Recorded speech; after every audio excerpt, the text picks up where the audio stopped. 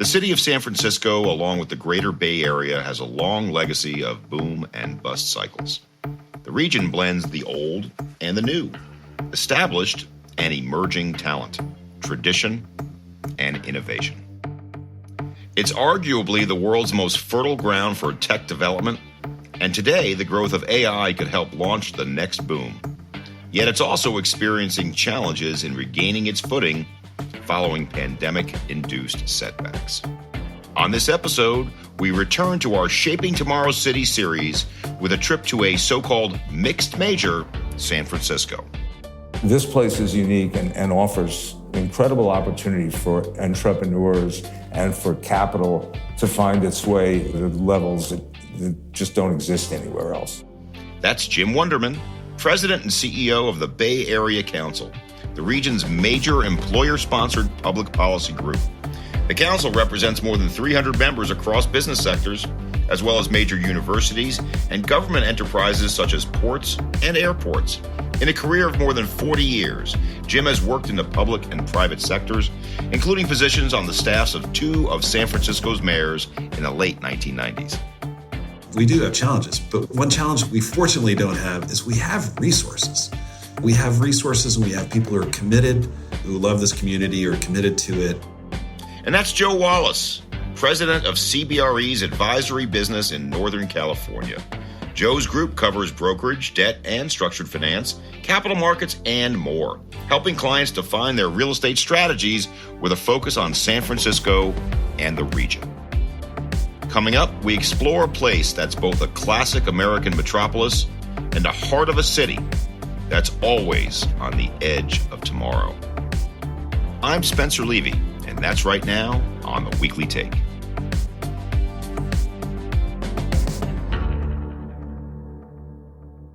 Welcome to The Weekly Take, and this week we're talking about one of my truly favorite cities in the whole world, San Francisco, with two of the leaders of that market, starting with Jim Wunderman, CEO of the Bay Area Council. Jim, thanks for coming out.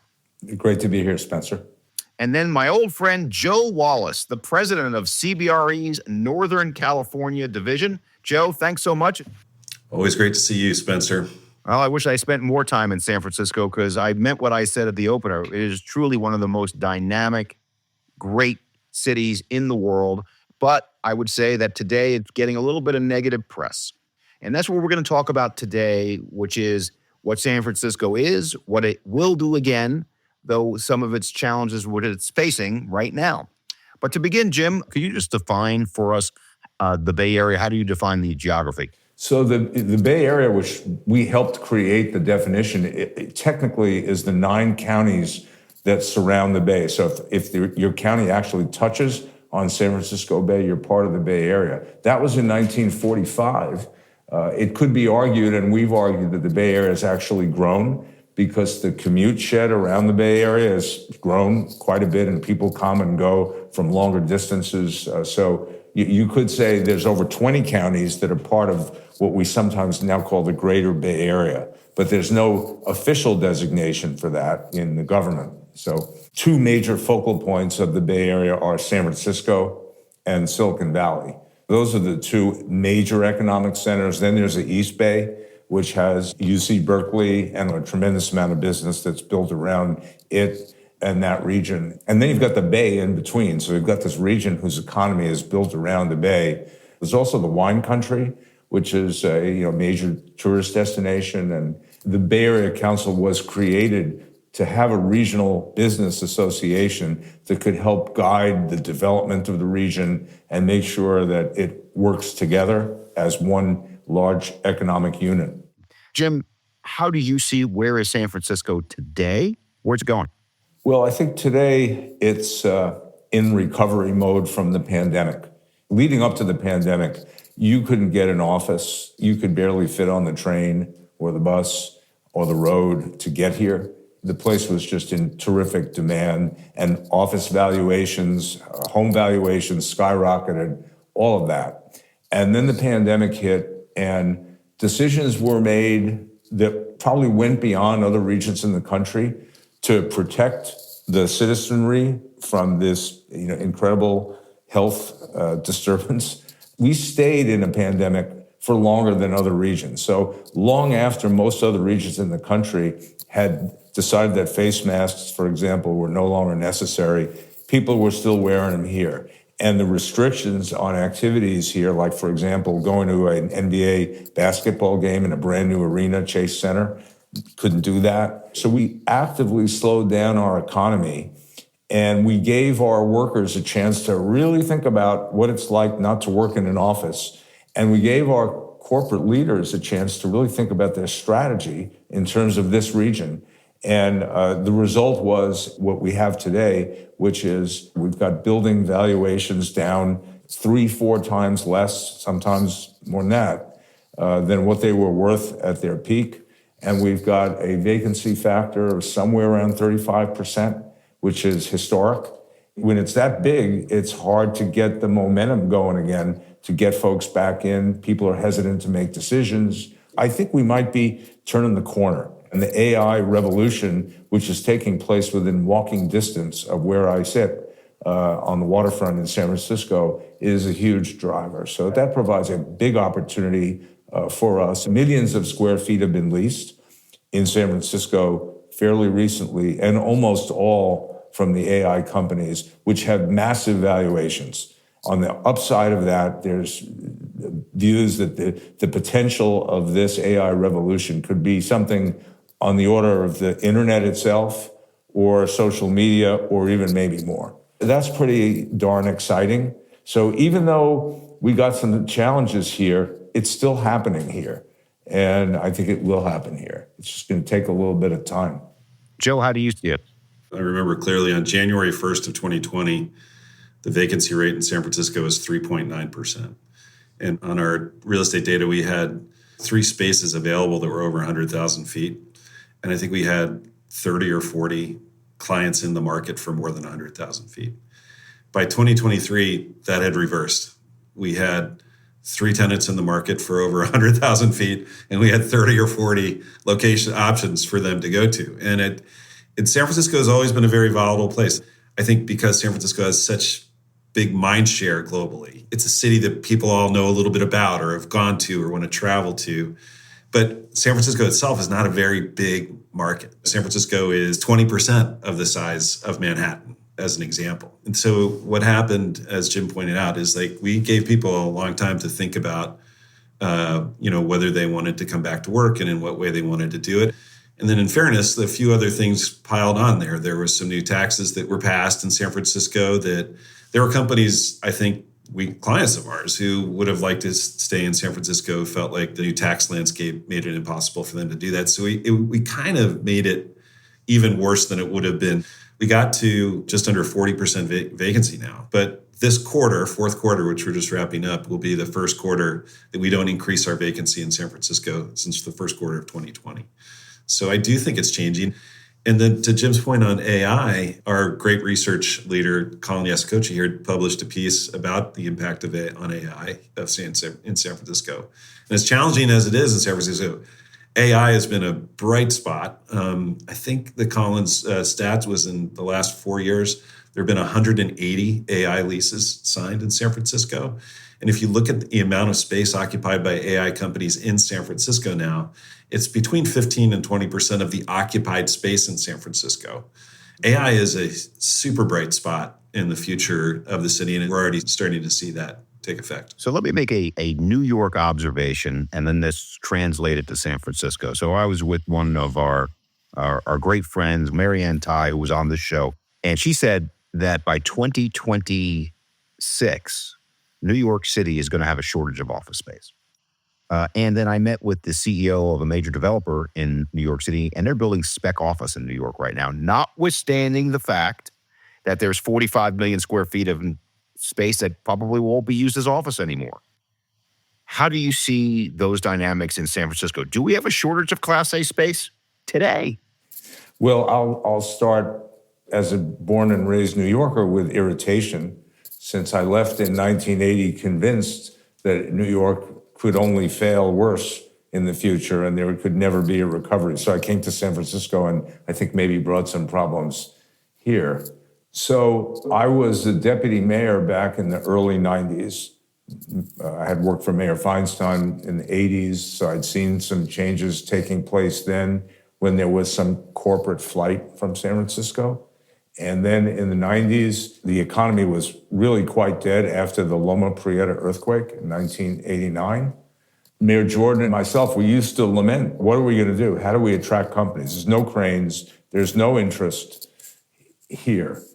And within 2 years of that conversation, we had the dot-com boom, and you couldn't get space in San Francisco, nor could you get a restaurant reservation or drive down the street. I mean, it changed overnight.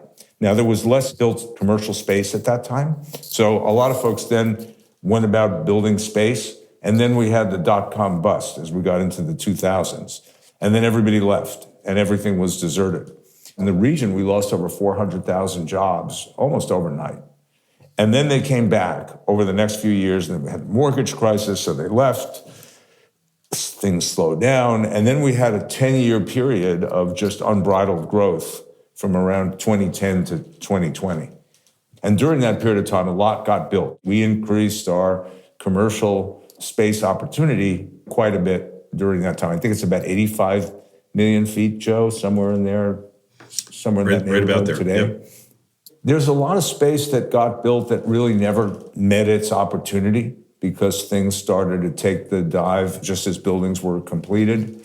But I expect that we'll see it all fill up again, and that we're going to start to see companies put out edicts that are saying, yeah, actually, employees have to come back to work in the office. We're seeing more of that. AT&T just made that announcement. Salesforce did something like that. Microsoft and others, Google, are beginning to talk about their employees coming back. You can feel it starting to happen. And that's going to make a really big difference. I think there's a bit of a herd mentality. And as companies do that, more companies will feel comfortable doing that. And then more employees will feel better about coming back and worse about not being in the office when other people are there, having opportunities for visibility and promotions. So I think this thing has a chance to turn fairly quickly, maybe more so than most people think. San Francisco has had this history for a reason, because of the nature of the ups and downs of the key business that's driven the economy here in the last generation or more, which is technology. And so I see things rising again, and I think that there will be construction of new office in the future, and talks of residential conversion will wane. I think this is a great headquarters city. I'm very bullish on the future. This place is unique and offers incredible opportunity for entrepreneurs and for capital to find its way to levels that just don't exist anywhere else. So, just taking it back to the real estate piece of it for a second. We did have development, but what people don't realize is how constrained development has always been in San Francisco. There were caps on how much new space could be added that go back to the 1980s. The reason rents shot up and we got down to 3% vacancy and 2%, it's because there wasn't enough supply to keep up with this explosion of demand. So if you look at our inventory right now, we have a pretty old inventory. Like, we didn't bring as much online as you would have thought. And as a result, we have a bigger challenge with obsolescence here. Our research team, Spence, as you know, they've looked at the vacancy rate in the upper half of the Class A inventory versus the lower half and the Bs and the B minuses and down in the Cs. It's a tale of two cities. I do think Marianne is right. We're going to run out of good quality space in relatively short order. And then the question is, what happens to the obsolete stock? Very difficult to do these conversions. Everybody knows that there's a big payoff if you can figure it out. Very few people have been able to figure out how to do it at scale in San Francisco. Probably just a fluke of the stock that we have. But there's a lot of people who are really smart who are working on it. I think at the building values that we're looking at, we're going to see more scraping of commercial assets and rebuilding. I'm encouraged by places like Vancouver and places that have figured out how to build a significant quantity of really great housing stock in fairly short order to help feed the vibrancy of the culture. I would just say second tier Class A space looks a lot better when there's no first tier. And Class B buildings look a lot better when there's no Class A buildings. So has the world decided that Class B and B minus and C are just unoccupiable in the future? I would wager no. Once the rush is on, at one point, I can remember after the dot-com bust, you had a lot of these buildings that were empty, particularly south of Market. There's some here north of Market, particularly south of Market. We were shown one of these buildings for the Bay Area Council for our space, and I said, who would want to work here? And within a couple of years, everybody wanted to work there. That became the hot area. And while residential conversions are difficult in this kind of a market, improving existing commercial space is if you have the money to do it, it's easier. And a lot of it got done. So there's some really cool buildings that don't look so cool from the outside that are out there, right? And that happened because there was tremendous demand and companies were willing to be very, very creative about what the opportunities would be. I don't know where they're going to want to be in the future. So while we're lamenting what's happened in kind of the business financial district core, check out Mission Bay, where Visa just moved its headquarters, and go in that area. And let's have somebody visit from someplace else and walk that area and tell me that San Francisco is all rotten, right? Because this is a vibrant, dynamic, new area. Or Jackson Square, a few blocks from where we are here, right? Which has suddenly become one of the hot places in the city. Or Hayes Valley, where people are working even though there's no place to work there, but they're starting these companies in existing residential buildings and living and working in these spaces. I think you are going to see more of these kind of alternative spaces pop up, but also eventually there's going to be a return to the areas which are best transit served and where the best opportunities are for larger footprints for people to lease buildings. Just a lot of opportunity if you want to come into San Francisco right now. You can make a pretty good deal. Well, Jim, you opened the door to something I wanted to discuss in more detail, which is these submarkets. Joe, walk me through just a few of these submarkets that you think are doing better. We'll come back first, and where the opportunities are drying up because people are taking them already. Well, you just hit a couple of really dynamic submarkets, and Jim mentioned it as well. What's happening down in Mission Bay is just stunning. The retail is just on it. It's beautiful. The public parks that have been built, the entertainment venues. Our baseball stadium kind of leads you into that area, and then our basketball arena is right in the middle of it. It's a whole new part of the city that was created out of ingenuity and out of need.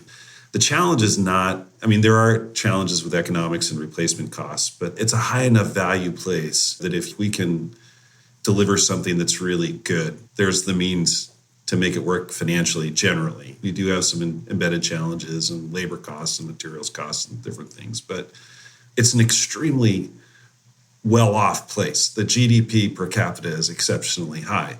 The companies here are doing exceptionally well. We have 460,000 tech workers in the Bay Area. It's 12% of our employment. There's no other place that it's more than 10%. Even Seattle is below 10%, and it's considered a tech town. This is an enormous base, and tech jobs are exceptionally good jobs.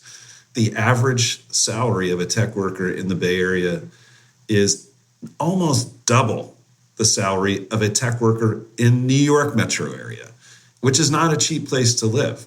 So, we do have challenges, but one challenge we fortunately don't have is we have resources. We have resources and we have people who are committed, who love this community, or are committed to it. And I think that's going to be part of this turnaround. That's part of what's bringing places like Jackson Square back and helping people envision what Mission Bay can do and what that can be like. And that magic will happen in other parts of the city as well. If the city lets it. It's very hard to build here. The private sector can envision these things as much as it wants, but it takes a committed city government to help turn that into a reality. And then they're the beneficiaries of the municipal finance that comes out of that and the additional jobs. So in our Shaping Tomorrow's Cities report, the term we gave to San Francisco was a, quote, mixed major, putting it in a category with Boston, in a category with Seattle. And so how do you see San Francisco in the North American economy? Well, I think there's similarities. Any great economy in this era is going to have tech be at the center. And so I think there's been tremendous competition among places to try to be that. And it comes at a price because it drives prices up. Look at Austin. Suddenly they start to inherit the problems. Be careful what you ask for, you might get it. And so I think that we are part of a fabric around the country and around the world of places which have figured out how to compete in this space of science, technology, innovation, but we have managed to compete better than everybody else. There were times when I wondered, we used to debate this, are we past our time? Everybody wants to compete with us. They come from around the world. China, how many visits we had from the Chinese to find out what the secret sauce of Silicon Valley is, as if we could just give them the recipe. And yet, ultimately, the jury came back and it decided on San Francisco every single time. And there was always a new iteration because there was a new bent to whatever the technology was at that point in history. There was computer hardware, and then there was computer software, and then there was this internet thing that people didn't believe in, and then the advent of the social media, something called the social media, right? And each one of these things had its detractors and said, you can't build an economy around that. It's a fad. So now they're saying that about AI. It's just a passing fad. It doesn't create enough jobs, et cetera. And they've been wrong every single time. Maybe this time they'll be right, but I don't suspect that. And as Joe is saying, this is a place where it may be harder to be here. It's more expensive. It demands more from you, but you get more from it. And the people who make it here make it big. And people around the world see that, and then they come here, because that's naturally what they want. You can find the talent pool, and you can find the capital, and you can find that secret sauce that the Chinese wanted from us that makes it all kind of come together. I do wish we had more of a diverse economy in the region. I think we have lost our way when it comes to industry, an industrial core. And we have chased industry away for a long time. And so I'm out there encouraging that we should start looking at the waterfront as a place where people could live and where we could build new industries. And I'm particularly focused on maritime because we've got this amazing deep water ports and we've got a Navy that needs to build ships. And I'm the chair of the ferry system, and we're building the nation's first zero-emission battery electric ferries. We're contracted to build 6 of them. This could be a place where sort of industry and technology merge, offshore wind farms, and the ability to service them created here on shipyards that have been closed or relatively closed for 30, 40 years. We could see a comeback. But we have to push for it. Great cities and regions of the world have reinvented their waterfronts.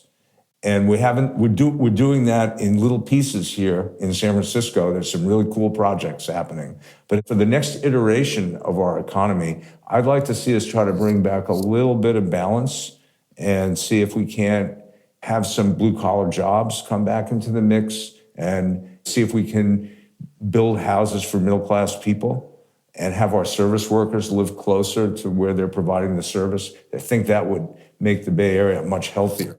One place I wanted to go here, and now maybe I'm picking up on the wrong thread here, but you said secret sauce. We talked about tech. We talked about jobs. We talked about industry. I want to talk about the restaurants. I want to talk about the Grateful Dead Journey and Jefferson Airplane for a second. And you say, well, what does that have to do with any of this stuff? And well, the answer is everything. And the reason is that creativity creates creativity across the board. And so the secret sauce is taking that creativity that has flourished in tech and into some of these consumer-oriented industries, restaurants and music, and bringing it to everything else. That's my opinion. Joe, what do you think? It's a great city for all of those reasons. Think of it as a tech town, but there's this core of the arts in San Francisco that's been here for a long time. And they're doing innovative things, the museums.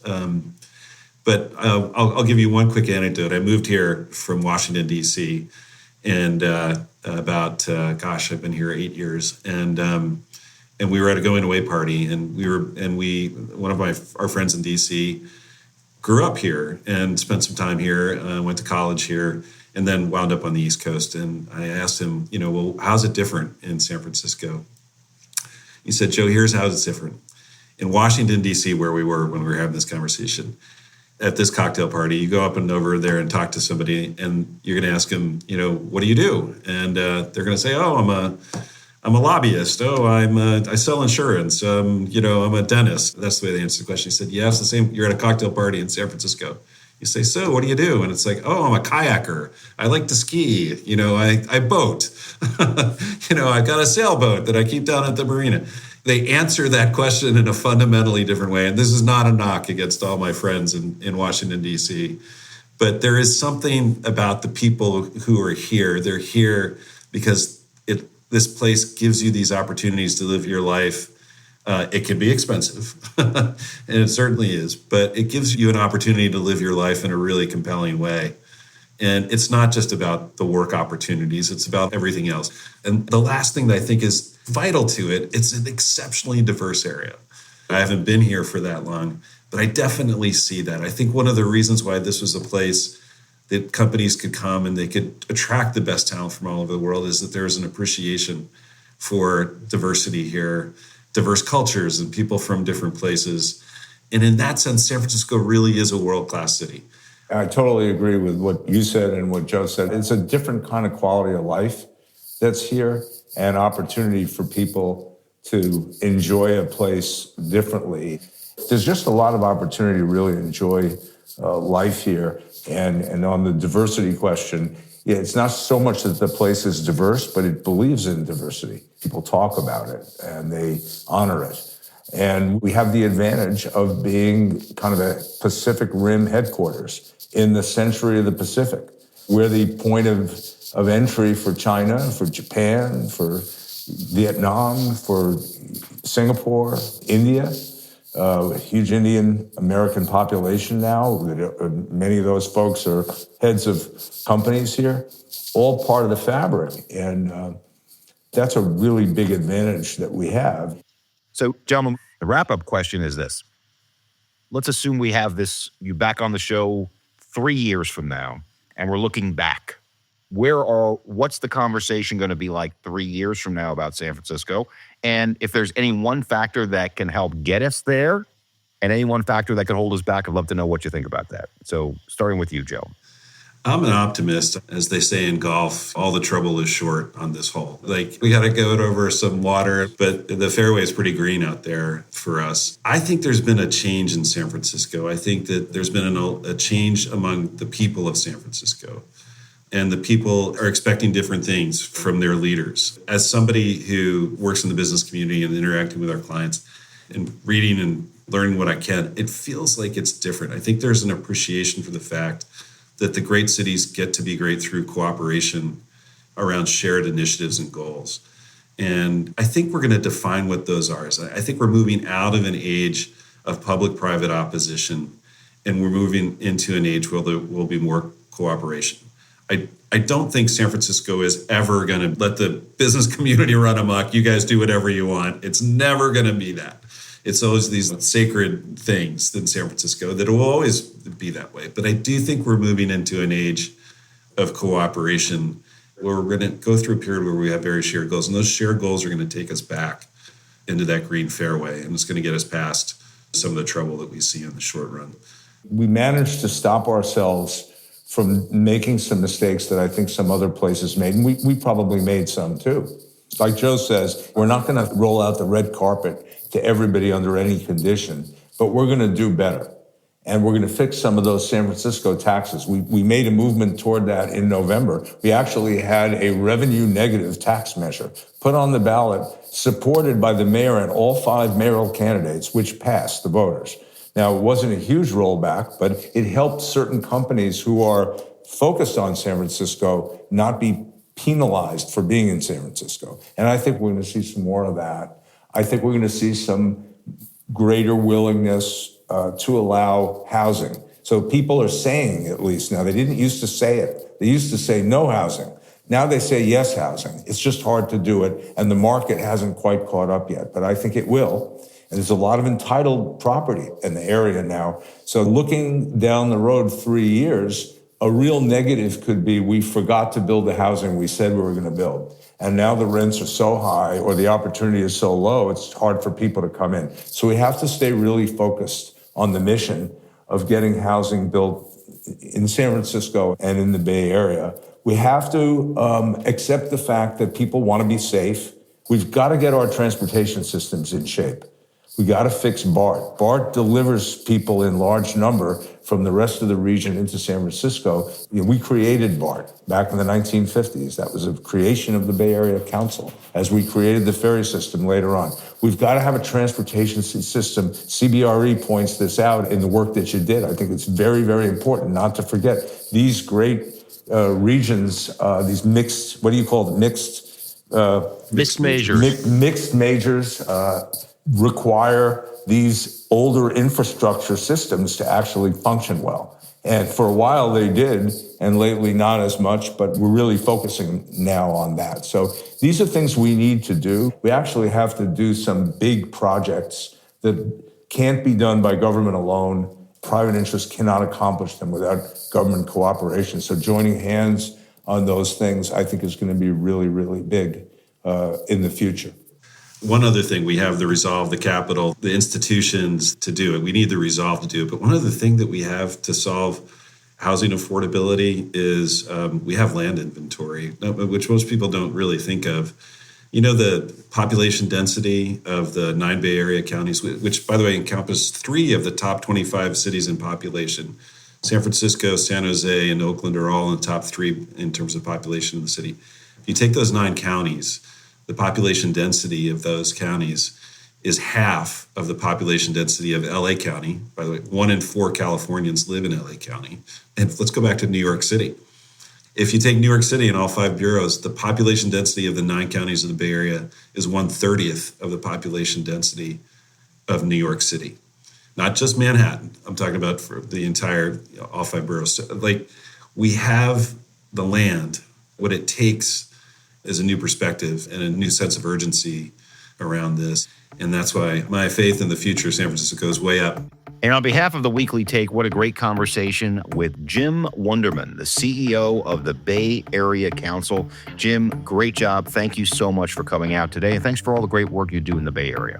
Well, thank you. Thanks for thinking of us. And, next time you come out, Spencer, we'll have to hit a couple of restaurants that you might miss otherwise. It's great when folks come from other places to San Francisco and get to see this and then go back home and talk about it, because we need that. We need to recharge our tourism industry. That reputational challenge that we've developed is hurting us economically.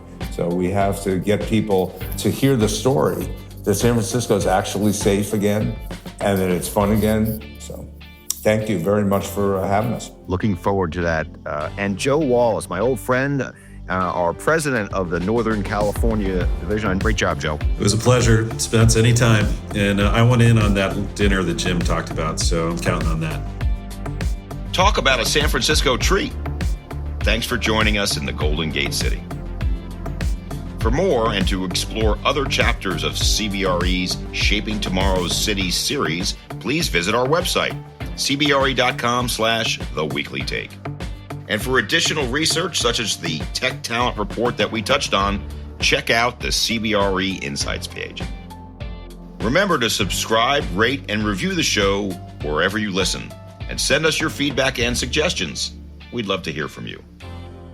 In the coming weeks, we'll widen our lens on the real estate world with a visit to Madrid and other cool places. We hope you'll join us. For now, thanks for listening. I'm Spencer Levy. Be smart, be safe, be well.